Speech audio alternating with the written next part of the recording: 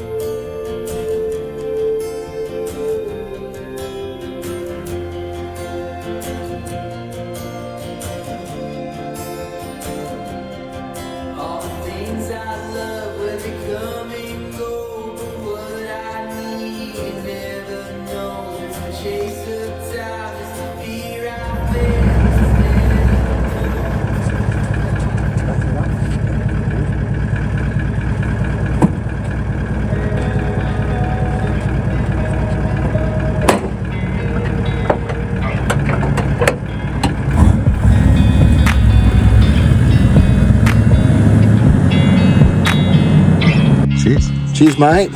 Yeah. Yeah. It always tastes better once you shoot a deer.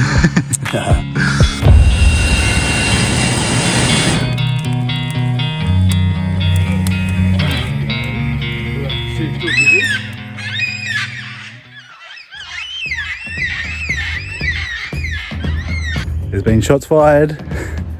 I was out stalking deer, but on the way back to the car, a fox jumped out. He was at the wrong place at the wrong time.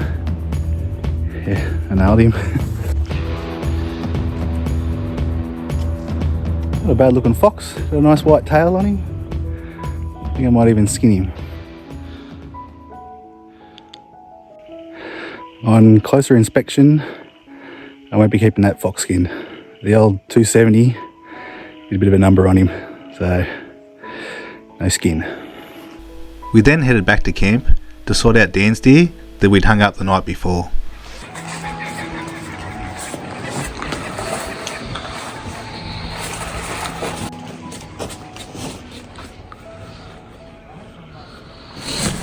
That afternoon, I was making my way to some fringe country that I wanted to check out. And guess what I come across on the road on the way there?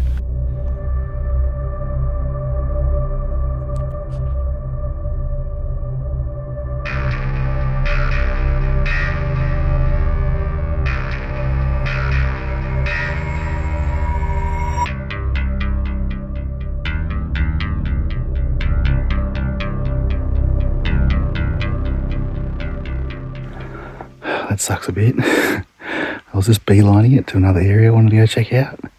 Too fallow on the road. Can't shoot 'em on the road, so I just had to let them be. It's not the end of the world. It kind of got my hopes set on a sambar, so it's their lucky day.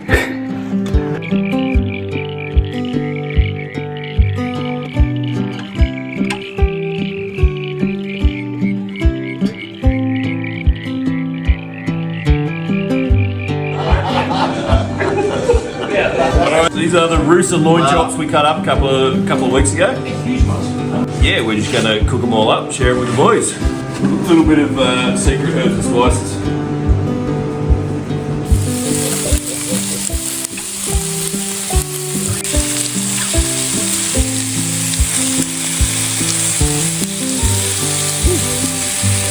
They look terrible, Jay.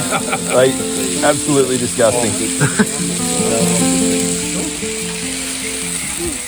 The next morning, the boys and I were out exploring new areas.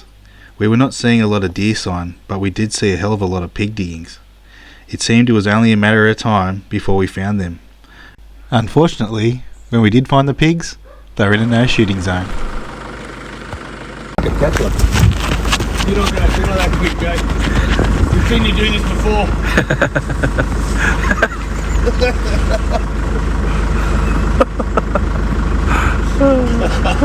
We then made our way to another area, which turned out to be a bit boggy.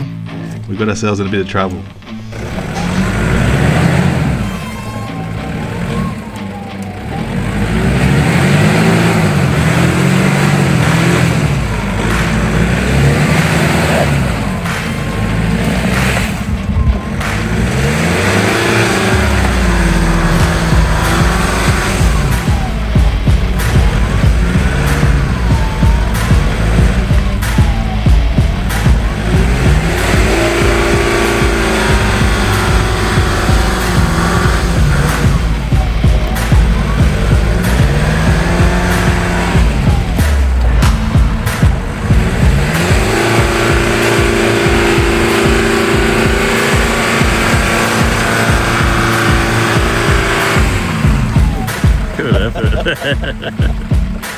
Bad effort.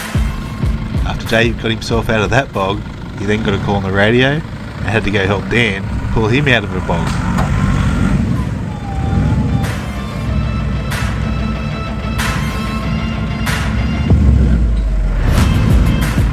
Again. Go again. Yeah. Nah. Go again. It's just spinning.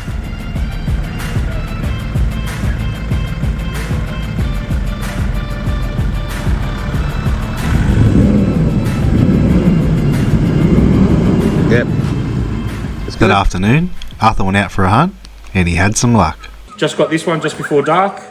We've come back to the place we're at here and we've hung it up.